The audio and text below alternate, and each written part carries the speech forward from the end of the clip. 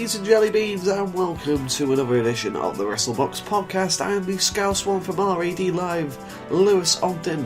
Hope you're all having a fantastic day, and welcome to the show. On today's podcast, we talk about the big New Japan Dominion show, with probably one of the greatest matches to ever occur, as well as a really good undercard. We'll also be talking about the UK tournament. The quarterfinals are official. Who do we think is going to win, and who do we think is going to put on the best show? We'll also have very small previews for NXT TakeOver Chicago, as well as Money in the Bank, as well as a very brief discussion on CM Punk. That's all to come up on the show, so let's get into it.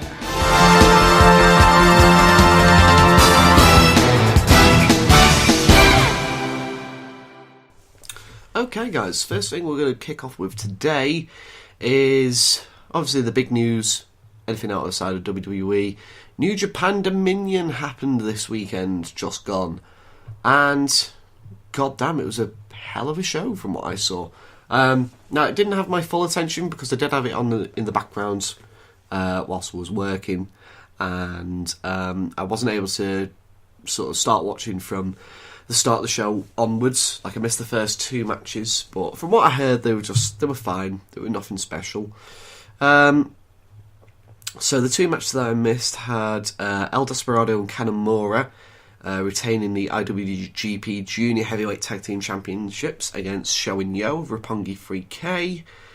And the other one that I missed was Juice Robinson and David Finlay defeating Switchblade Jay White and Yoshihashi. I did catch the post-match, which was basically Robinson posing with the US title, and we'll get onto what that means later on. So the show for me started with Minoru Suzuki and Zack Sabre Jr. versus Toru Yano and Tomohiro Ishii. Before this match even started, Ishii and Suzuki were literally at each other's throats, and I mean literally were holding each other by their throats. I mean, just yeah. it was basically one of those sort of confrontations where even their tag partners had to break up this little exchange before the match could even start. So anything with Suzuki and Ishii involved in it was really great. I mean, like I even said, I think I mentioned it on the first podcast, I'm not sure, but I remember when Suzuki and Ishii were on opposite sides of a team at the Strong Style Evolve show in Long Island, and they had like a 90-second, 2-minute striking battle. And it was literally there that I made the proclamation that it was one of my dream matches. It's just sort of like, this match needs to happen, and luckily it is. But we'll get into that in a little bit. Yeah, anything with Suzuki and Ishii was great. Yano was doing his comedy stuff, even though he was a babyface. He was doing it in a heelish manner. Took the big, massive turnbuckle pad off one of the turnbuckles. Distracted the referee. While the referee was distracted, went for a low blow. Zack Sabre came up with probably one of the best counters you could ever do to a low blow, which is he caught Yano's arm in between his knees. I just thought it was a fantastic way to counter. And then putting him in an octopus hold. Ishii was held back by Suzuki, and Yano tapped out. So Sabre and Suzuki won. If anything, the post-match was even better than the match, because Ishii and Suzuki just kept beating the piss out of each other. Ishii got whacked with a chair by Suzuki, then they rolled to the outside, and just literally with these open palm slaps to the face. You know a slap is great when you can literally see the sweat flying off the other person's body, and yeah, it was just fantastic. And Young Boys eventually broke it up, and that was that. Now, this pretty much cemented that they were going to have a match together. And they are having a match together. It is over here in the UK. It takes place on the 1st of July in Manchester at the Revolution Pro Strong Style event. Now, there are still tickets available. I'm technically supposed to be working it. If I can get the day off from it, you bet your fucking ass that I'm going to this, because I wouldn't miss like an Ishii Suzuki match. If I could watch it live, I would. But if I have when I say live, if I can watch it live, sort of like on New Japan World, say if it took place on a filmed New Japan show, you're damn right I'd be watching it. But to actually go and witness it live, it's got to happen for me. It has to happen. So yeah, that was the opener for me. Next up was Hiroki Goto, Michael Elgin and Tai Chi for the Never Openweight Championship.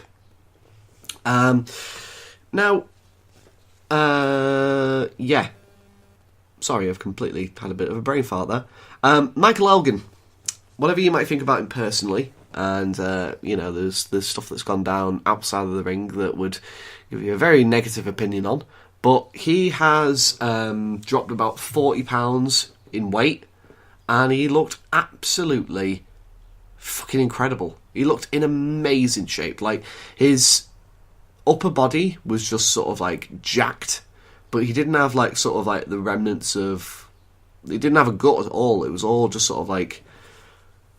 all like smooth sailing. God, this is really sounding awkward. But you get what I mean. He looked in amazing shape.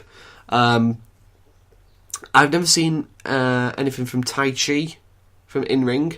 From what people have told me, he isn't that great. From what I saw of him, he was fine.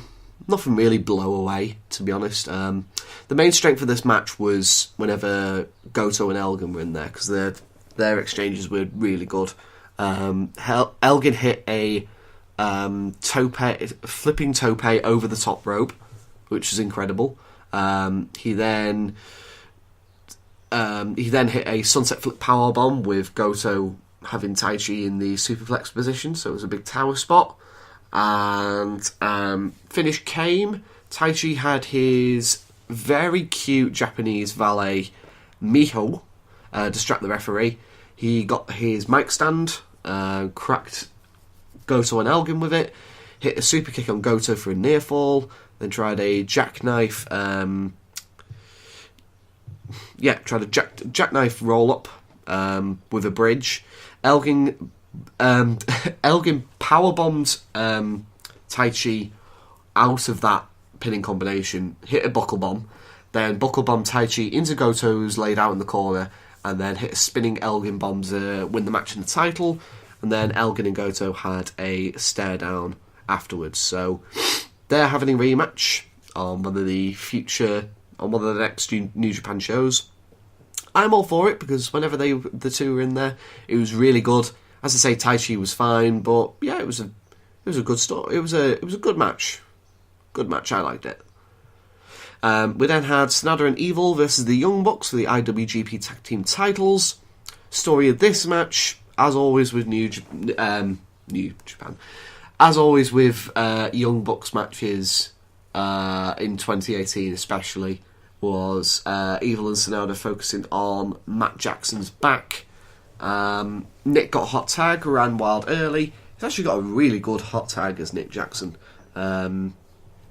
I'd definitely say he's my favourite of the two. So Nick went for a pump kick to Evil, who was on the floor. So as Nick was running along the apron, Evil ducked and Nick hit the ring post, which made a really dull thud, and he was basically selling it for the rest of the match, which led up to a spot that I thought was fucking great. It's basically where Matt had, I think it was Evil, up in the tombstone position, and called for Nick to hit the Meltzer driver, and as Nick was going for obviously the Meltzer driver, as he was springing off the ropes, his knee gave out, and he just sort of like crumpled to the mat and just started selling it. That was freaking great. like a really, really good way of selling a body part. So Evil and Sonata attempted finishes on Matt, I believe, and Nick was always there to make the save. And then eventually the Young Bucks hit a double super kick on Evil, caught Sonata coming off the top rope with a double super kick, and hit a more bang for your buck on Sonata, and got the win, won the match and the titles. So big victory for the Young Bucks. Obviously their very first foray, if you don't count the match that they had with the Golden Lovers in the in the heavyweight tag team division, and they won the titles. Which makes sense, you know, given that their next major show is going to be over in America. You know, I was fine with this, and it was a very good match as well. Very good match. We then had Cody, Hangman Page, and Marty Scurll versus Jushin Thunder Liger, Hiroshi Tanahashi, and the New Japan debut of Rey Mysterio Jr. Have to say, Rey Mysterio looked absolutely friggin' awesome, both from an in-ring standpoint and from a wrestling gear standpoint. He was dressed all in New Japan colours of red and yellow, and it's sort of like his mask was made up of sort of the New Japan logo. Thought he looked really cool. This match was a lot of fun. There wasn't really too much of a story behind it.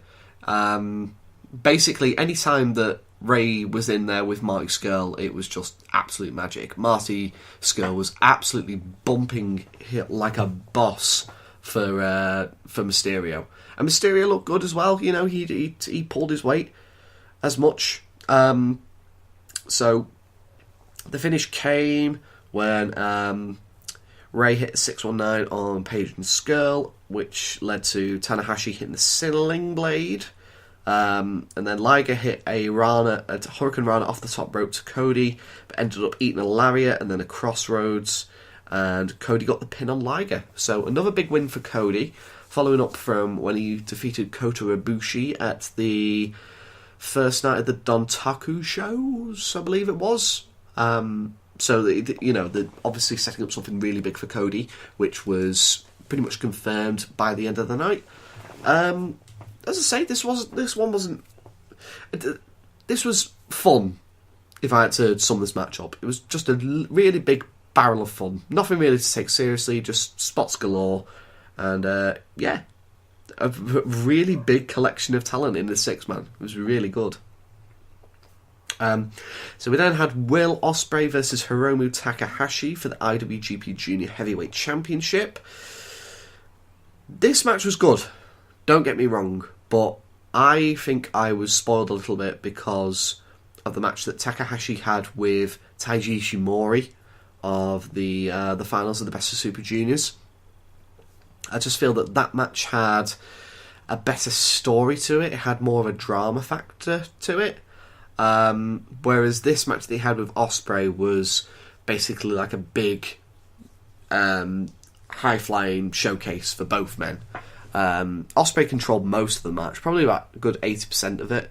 The start of the match was mental. Like they went to the outside, Ospreay ran up the entrance ramp and ran back down, hit a big flying tope, and he was running that fast that as he was doing his sort of like front flip, he almost he overshot it. He barely hit Takahashi. He was running that fast, and like he was able to land on his feet and then roll forward. So, yeah, there was one of the things that I don't like about Ospreay is some of the names that he gives for his moves. Like for instance, one of his springboard clotheslines, he calls the Pip Pip Cheerio, which is just so. That's sort of like what Americans would give. That's the sort of move that Vince McMahon would name if like a Brit was here. A Pip Pip Cheerio, because it's like stereotypical British. A stereotypical name to give to a British wrestler. I also hate like the super kick when he's got the head trapped in the turnbuckle. It's a friggin' great move, but he calls it the cheeky Nando's kick. And anybody who's listened to RAD knows that I think that Nando's is one of the most overrated restaurants ever. you know. But I'm not going to get into it here because we're all talking about wrestling.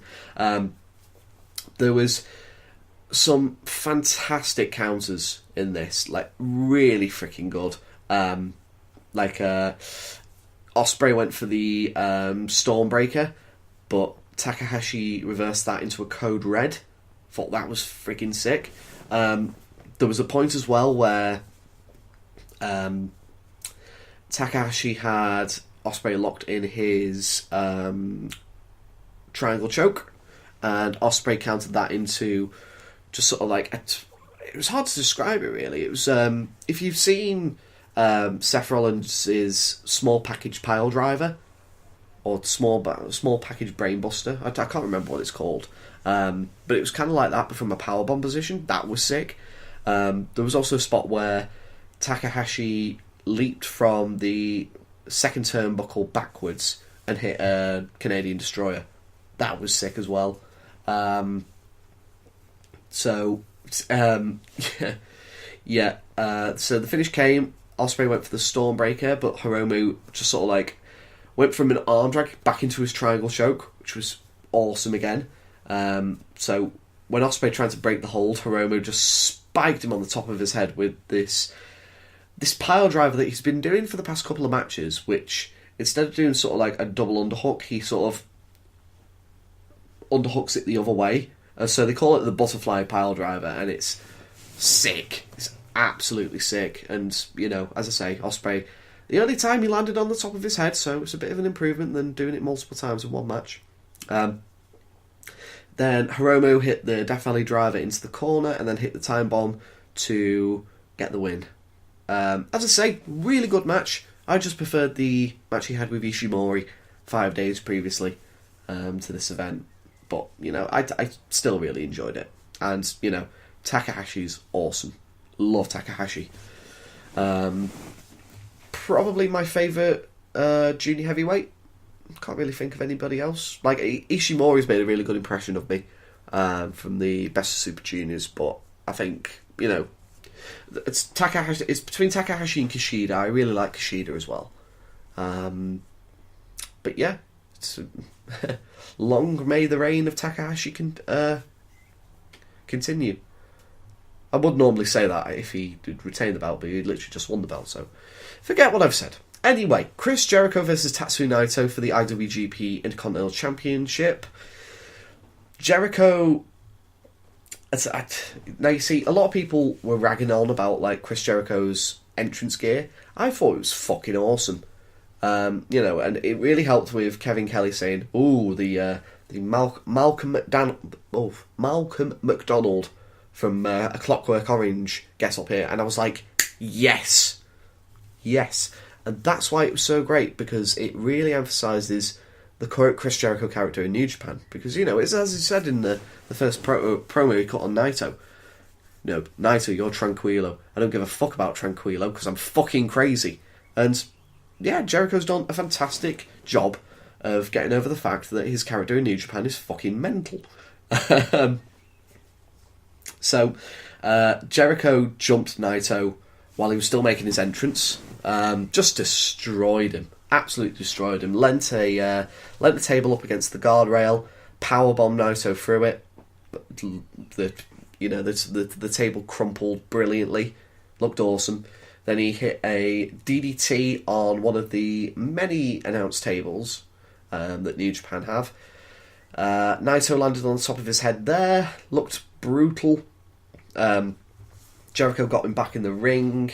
Jericho got Naito back in the ring.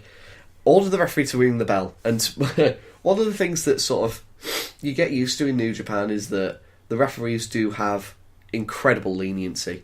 They are very just sort of like they somewhat enhance the rules and then they sort of don't.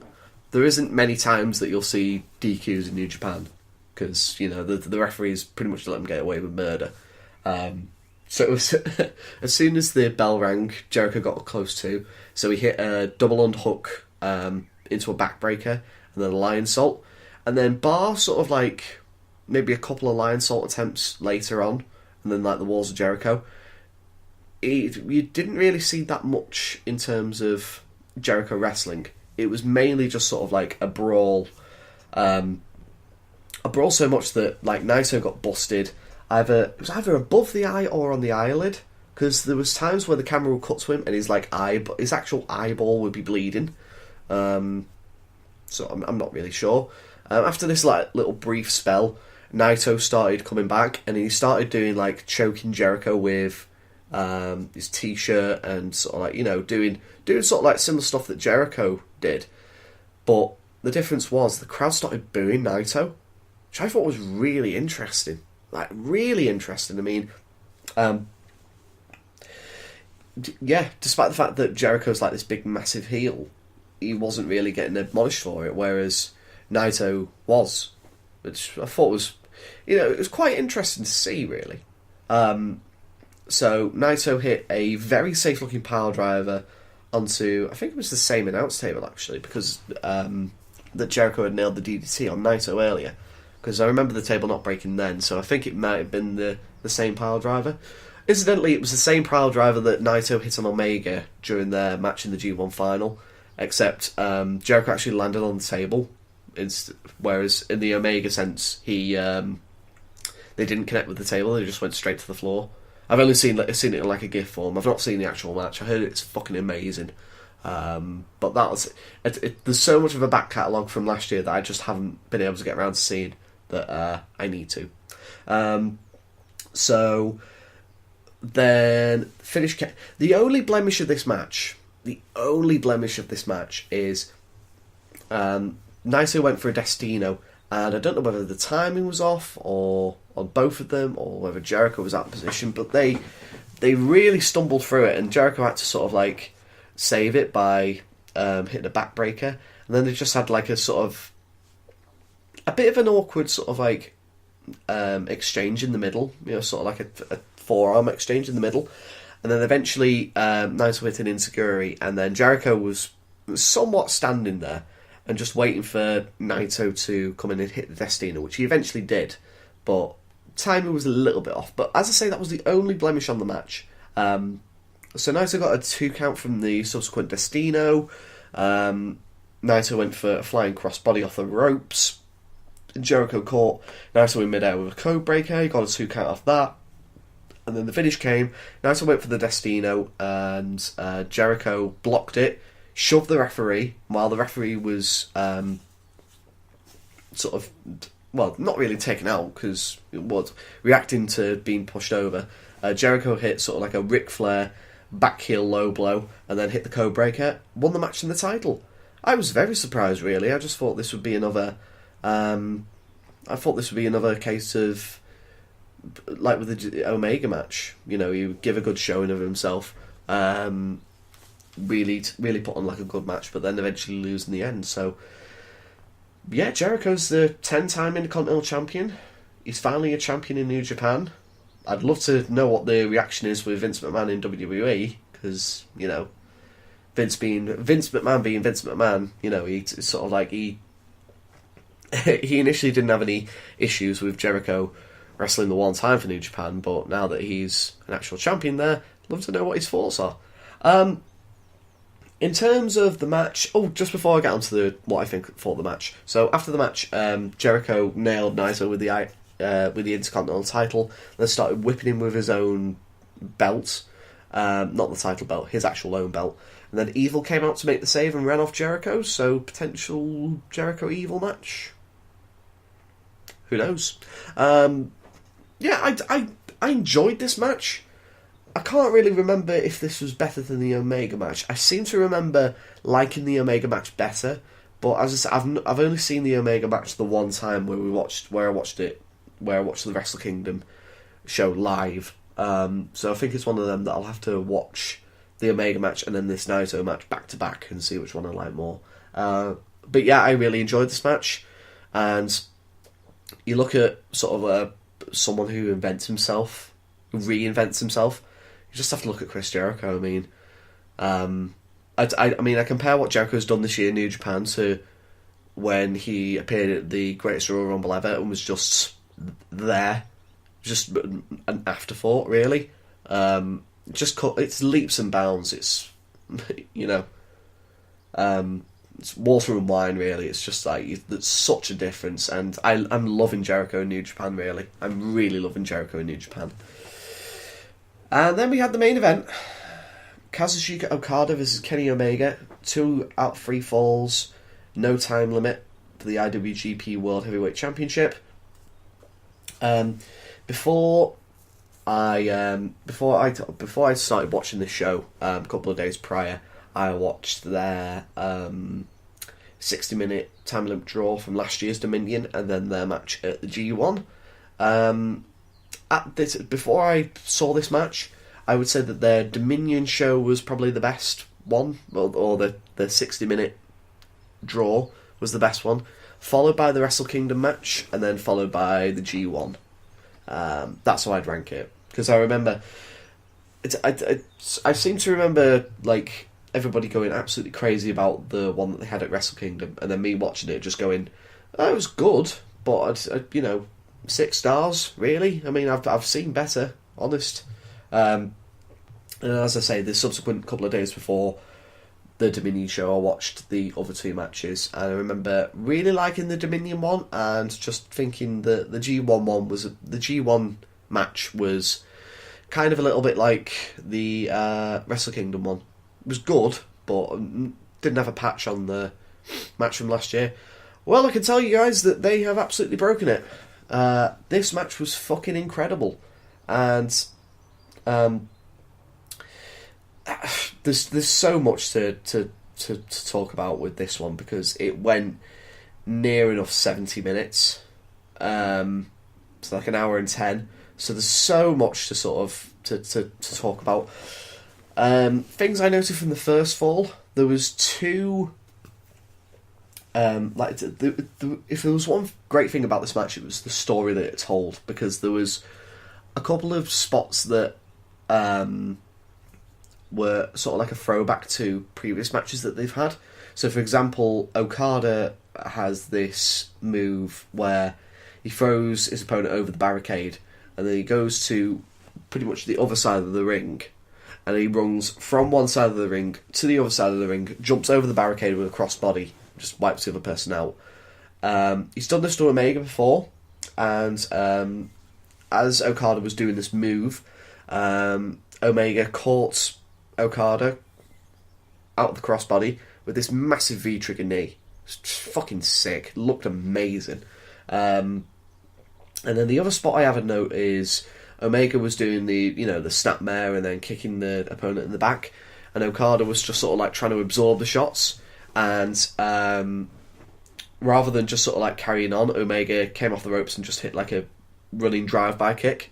So, it's 2 occasions where Omega's sort of like learned, it shows that he's scouted Okada.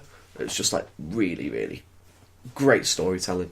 So Okada won the first fall. Okada went for the Rainmaker, but Omega slipped out and then turned it into a sunset flip attempt. But then Okada sat down on that subsequent attempt and got the pin. First fall went close to 30 minutes. Really good. Second fall, after the 2-minute break, they had a 2-minute break between falls. I actually quite like that, because it gave you the audience a chance to sort of like catch your breath, sort of like get, sort of like it didn't really tire you out. It gave you sort of like a nice break, not a nice break for the audience, and a nice break for the wrestlers as well. So the second fall, Okada came out quite aggressive. He came out. It was mainly, the first fall was mainly Omega, but Okada got it, and then Okada in the second fall was dominating quite a lot of it. Subsequently, as he was dominating, he was getting quite cocky. One of the things that I loved during the rest in between, the commentary for this match. I mean, there's no doubt in my mind, Kevin Kelly and Don Callis at the moment are probably the best commentary team in wrestling at the moment.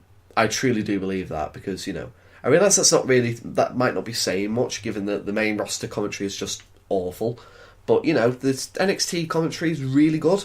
But I really rate Kevin Kelly and Don Callis at sort of like the top, because after the first fall occurred, and then there was the 2-minute rest period, Don Callis really put over the fact that winning the first fall was vital, because if you lost the first fall, you'd have to defeat the other person twice in a row. And that's really something that they got across, that, God, Omega's lost the first fall. He's now going to beat Okada twice. And I just thought that was really a really good way to sort of like emphasise that, it's important. As I say, Okada started getting a little bit cocky, given that he was a fall up and he only needed to win one more. Just lots of V triggers, lots of drop kicks. There was a spot, and it was very nearly my spot of the night. It was just incredible. Omega went to give the one-winged angel to Okada, and Okada went to sort of slip out of it. So he went to jump down in front of Omega, but as he was jumping down, Omega caught him in midair and just hit like a stalling German suplex. It was fucking incredible. Really, really good. There was Rainmaker attempts. Omega countered that into a sick Uranagi. Looked great. Snack Dragon suplex. Okada countered with a drop kick. And then Omega countered that drop kick with a drop kick of his own.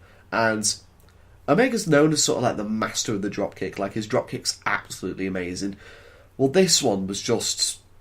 I don't think I've ever seen Okada throw a drop kick as good as this one that Omega did. It was fucking amazing. So Omega hit a powerbomb, and then a V-trigger, another V-trigger, and then a double underhook pile driver, which looks sick for a near fall. At this point, the crowd's going absolutely mental. They're totally behind Omega. So then Omega hit one more V-trigger, and then hit the one-winged angel and got the win to win the second fall. I thought it was really smart, and I didn't realise this until people were reviewing after it. But the fact is that I don't believe anyone's ever kicked out of the one-winged angel. Might have happened like very early on in his career, but I believe since he came up to the heavyweight division that no one's ever kicked out of Omega's one-winged angel. Like, it was pretty much like, if he hits it, it's over. And it was nice to see that Omega won that with the second fall, because it really... if Omega just sort of like won the second fall with like a roll-up or something, and he hadn't hit the one-winged angel and then gone for a pin before that, without someone kicking out, it would give away sort of like it's Omega that's going to win it then, isn't it? Because he hasn't hit the one-winged angel and successfully gone for a pin.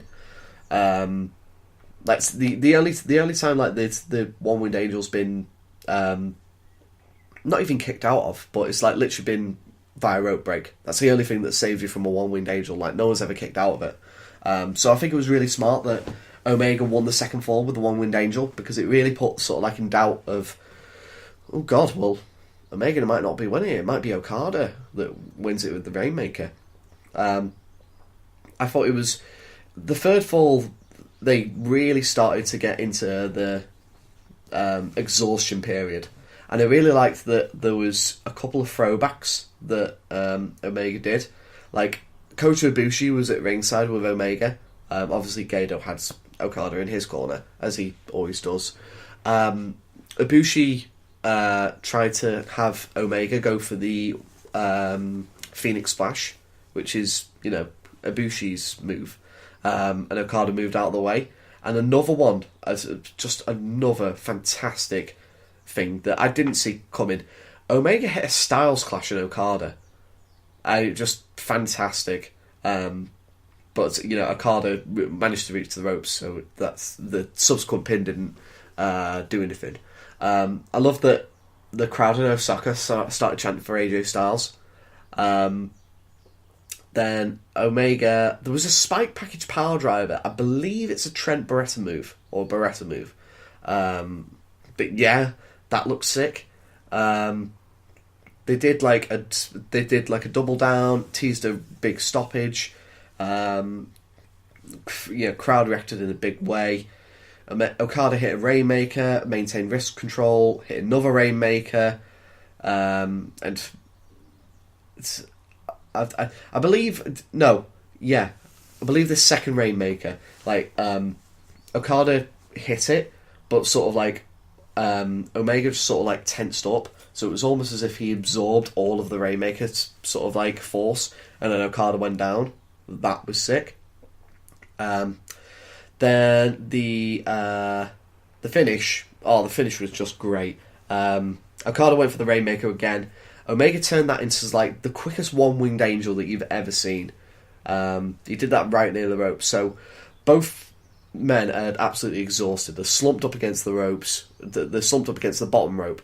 Omega gets to his feet, but Okada doesn't. Like, he's completely out of it.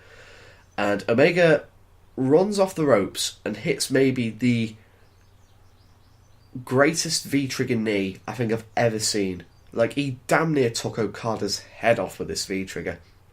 And then, as I say, follow that up with the one-winged angel one more time in the centre of the ring and got the pin. Won the title.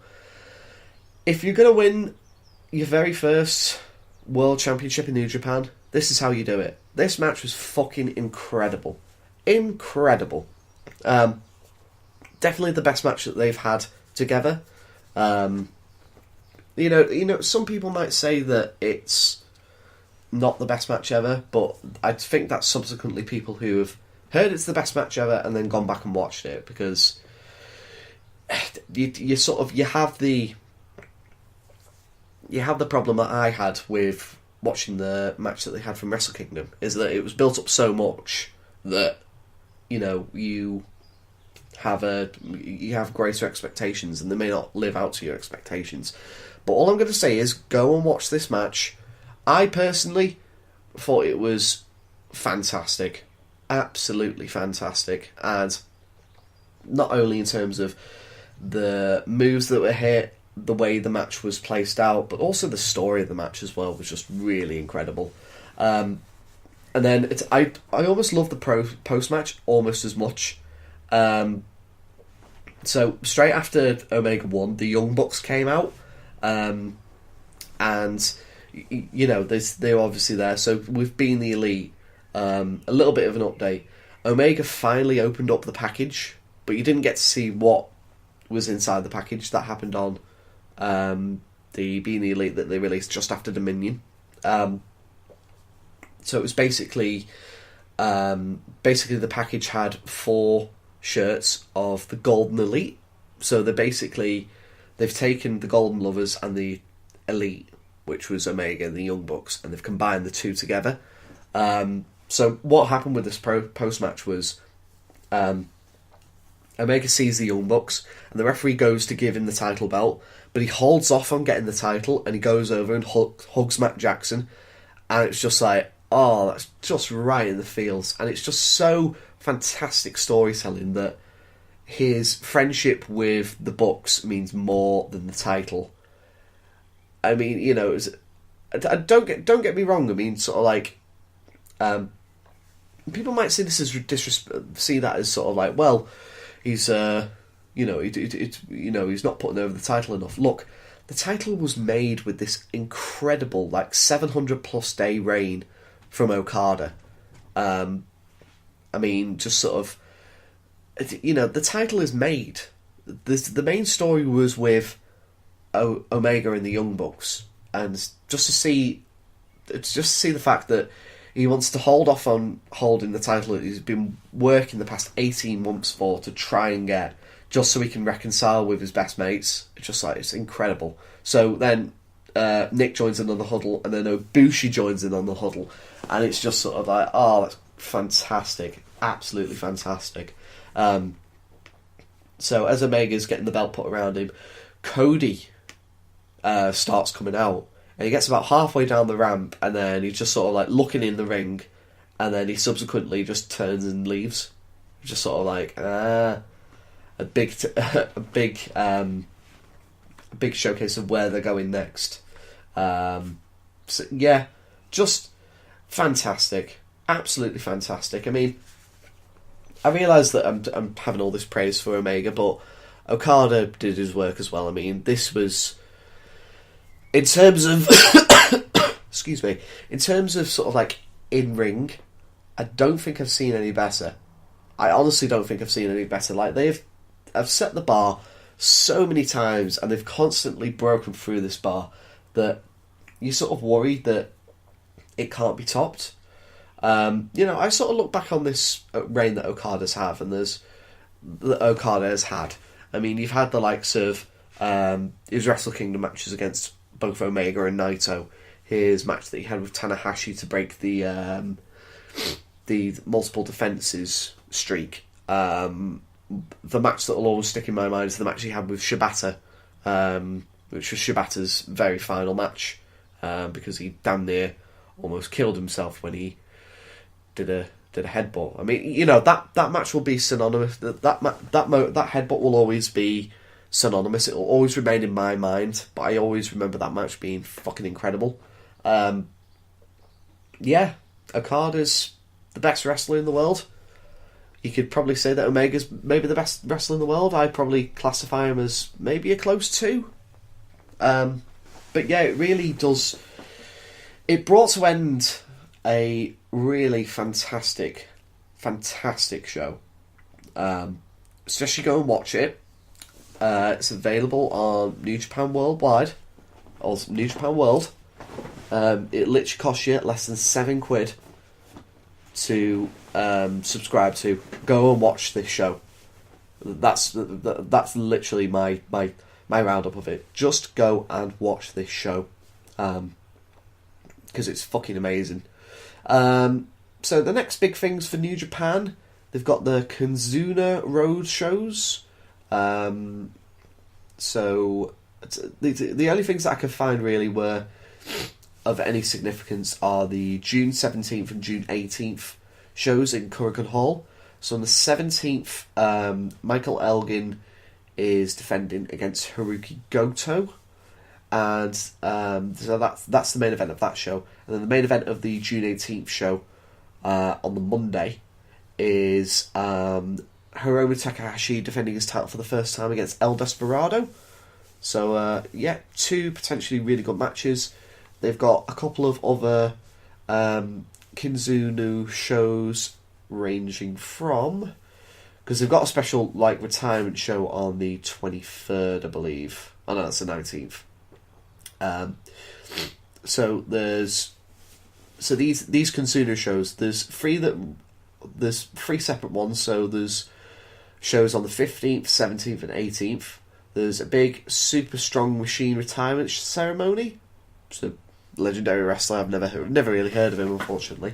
So that's on the 19th.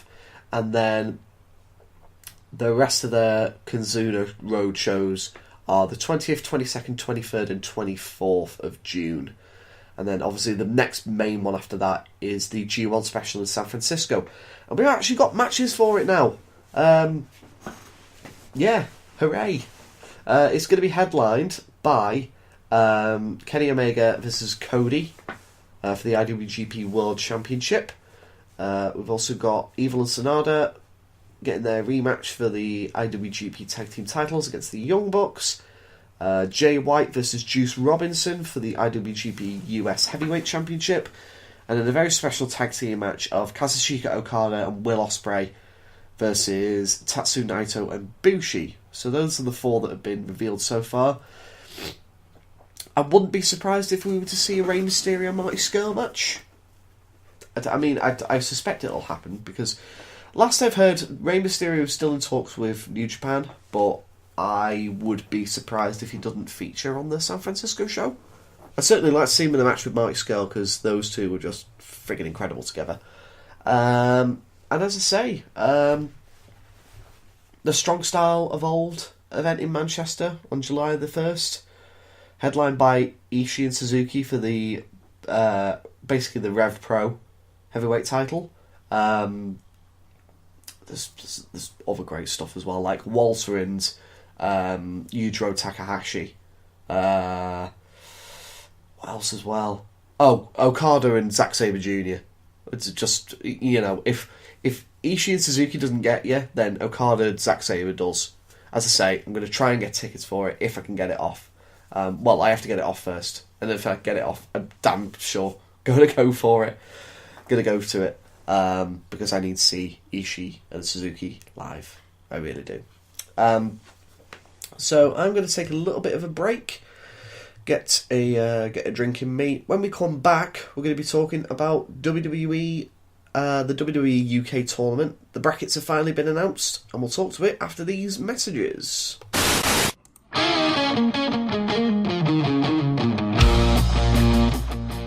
Hi, I am Paul, THG Flinders, the Hat Guy, and I am host of RAD Live, Random Ass Discussion. We talk about all sorts around the world, no matter what it is. If it's in our minds, we will spit it out on the air. We go live every other Saturday night at 8 PM, and, join me, Adam Cox, Alan Morrison, Xander McNichol, Lewis Ogden, and anyone else who fancies to appear on the show. So, if you fancy a bit of random banter, a bit of random comedy, just basically random randomness, come and join us at the RAD Live podcast. You can find us on Spreaker, iMusic or iTunes, whatever they choose to decide to call themselves today, Stitcher, where else, YouTube, and all other good podcast catchers out there. You can find our page on facebook.com/RAD Live, and we are on Twitter at UKRAD Podcast. Now back to the show.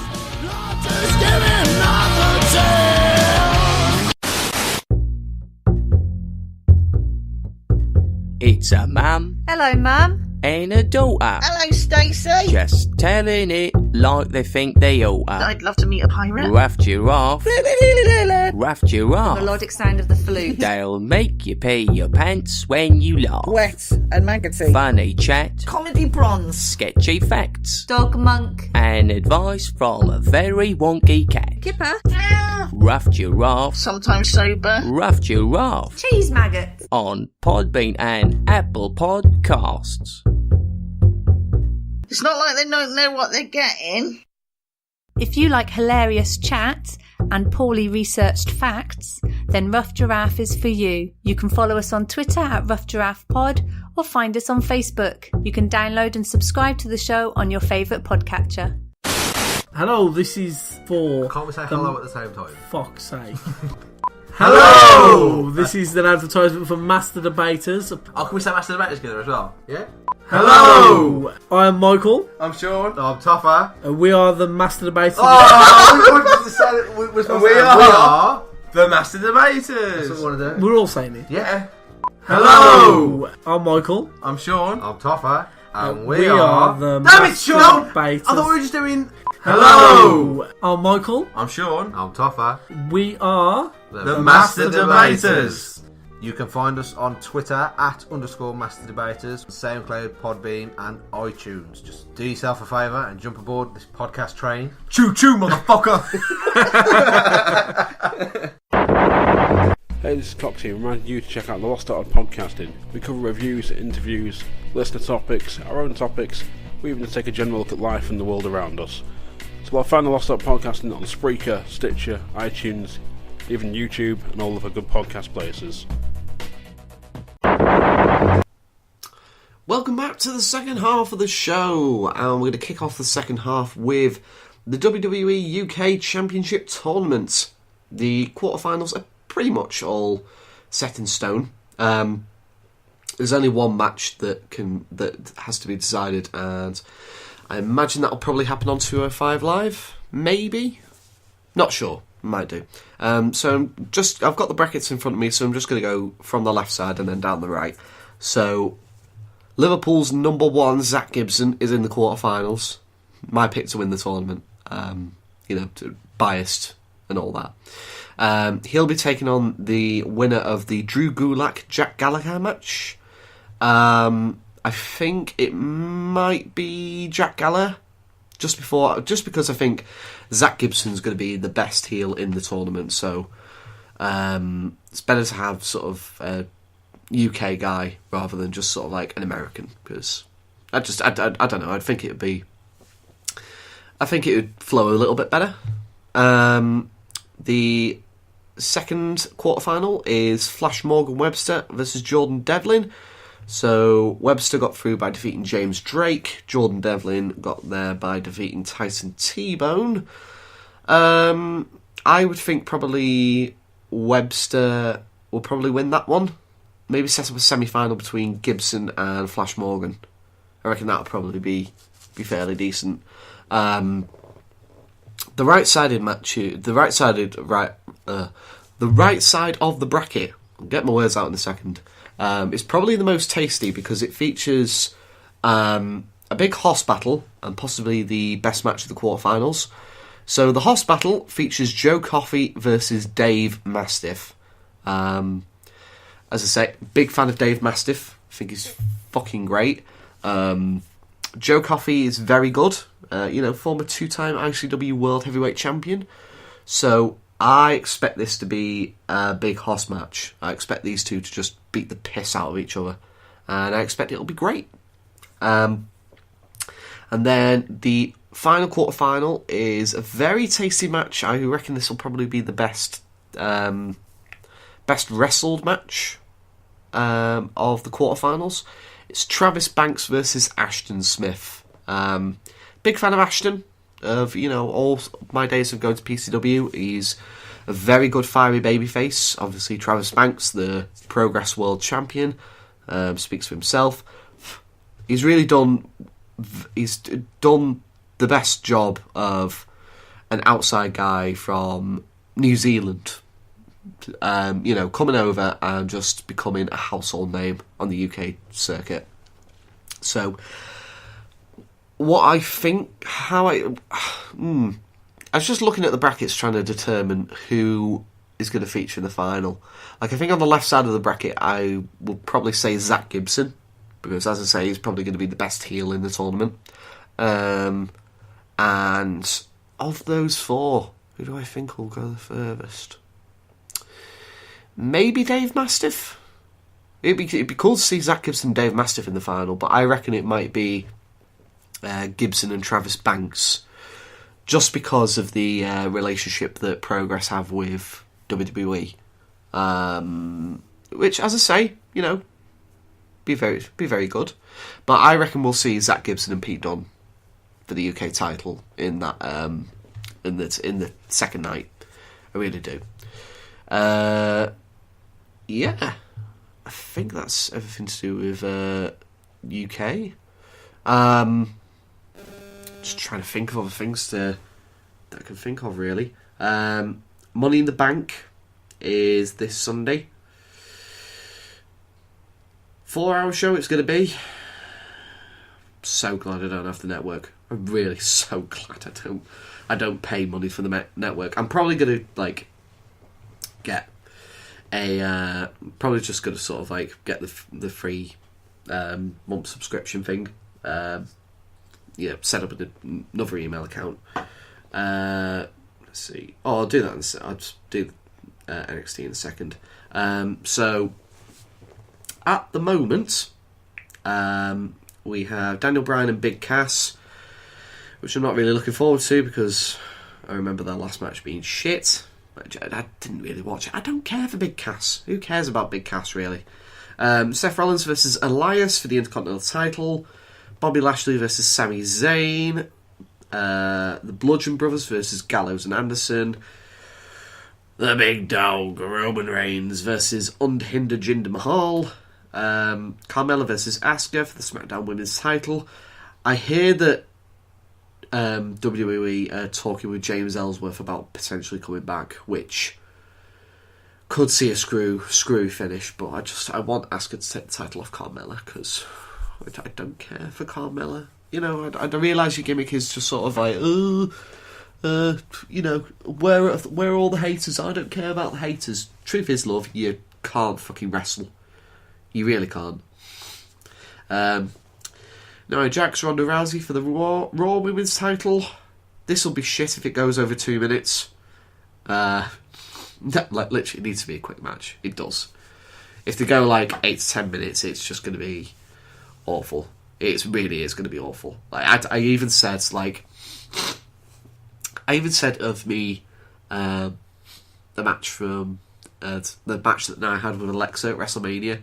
It should have basically been the equivalent of China versus Ivy for WrestleMania 17, just like a quick squash match. And this is what it should be. Women's Money in the Bank ladder match: Ember Moon, Charlotte, Alexa, Becky Lynch, Natalya, Lana, Naomi, Sasha Banks. The only person who really sticks out, who should be in there, is Lana, but hopefully she just doesn't feature that much in the match. Should be alright, but I remember the women's Money in the Bank from last year being awful, so who knows what this one's going to be like. And then the men's Money in the Bank ladder match: Braun Strowman, Finn Balor, The Miz, Rusev, Bobby Roode, Kevin Owens, Samoa Joe, and one of the New Day. I'm suspecting it could be Big E, because that's the person who they've touted as for being in the match, which, you know, I'd like to see. Probably end up being Kofi Kingston, won't it? I mean, the thing is, there is potential to be good on this show, but given how awful Backlash was, and given the fact that this is going to be a 4-hour show, this is going to drag. So be warned if you're going to watch this live. I'm not going to, but you know, that's just me. Night before that, in a event that will probably be so much better than Money in the Bank, will be NXT TakeOver Chicago. Oh yeah. So it's headlined by Aleister Black versus Lars Sullivan for the NXT Championship.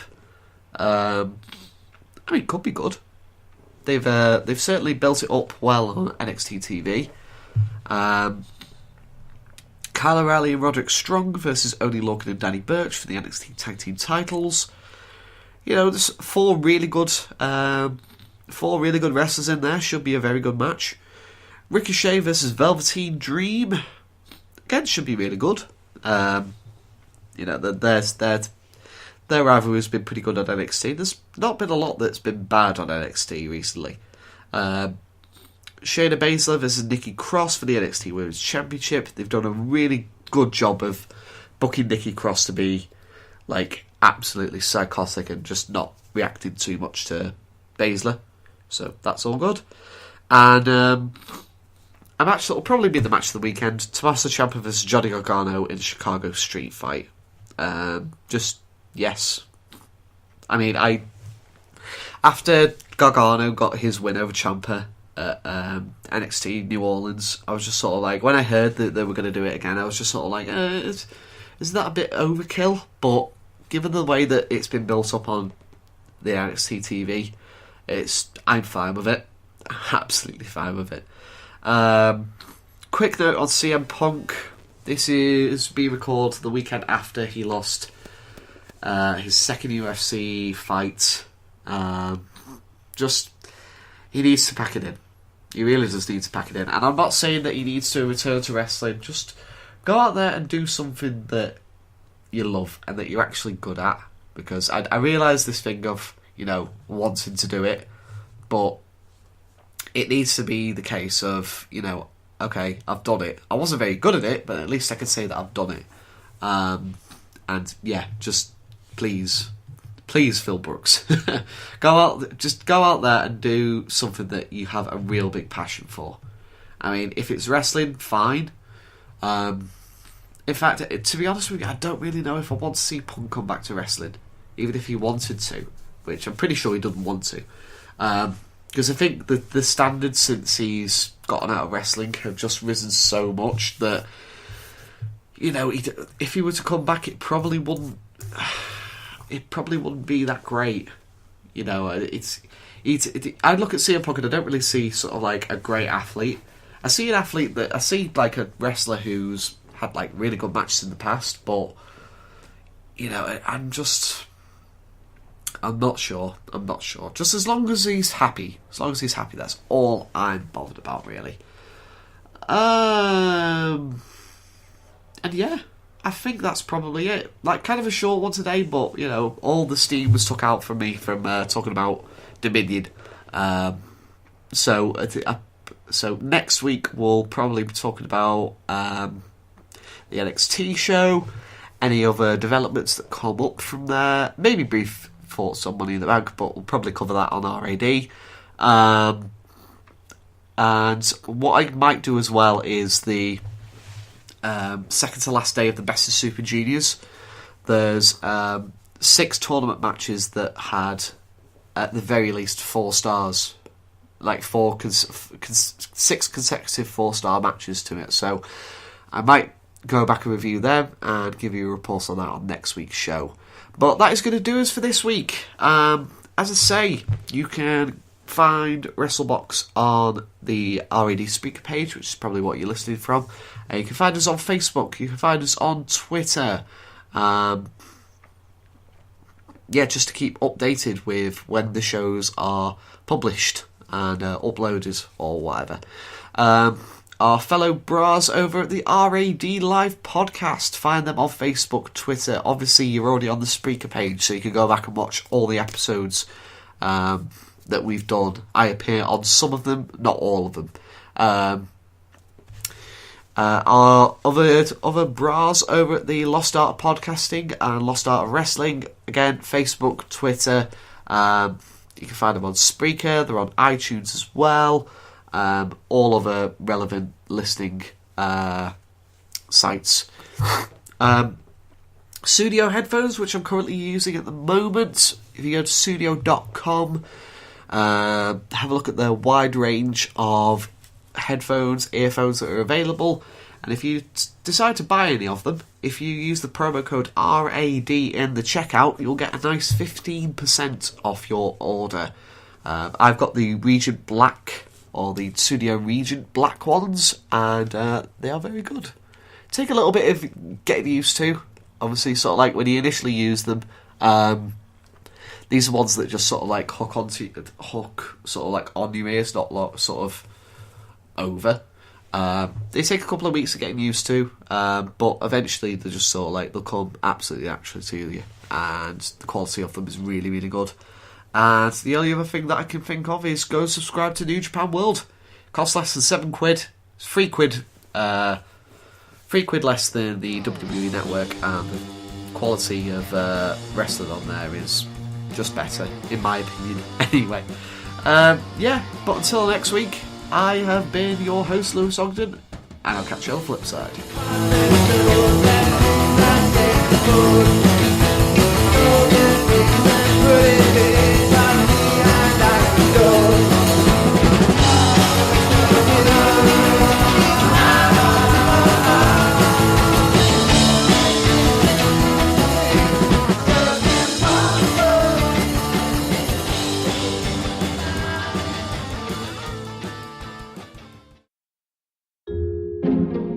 This podcast is part of Britpod Scene, an independent network of uniquely British podcasts that's always growing. Check out BritpodScene.com or Britpod Scene on Twitter to find out more.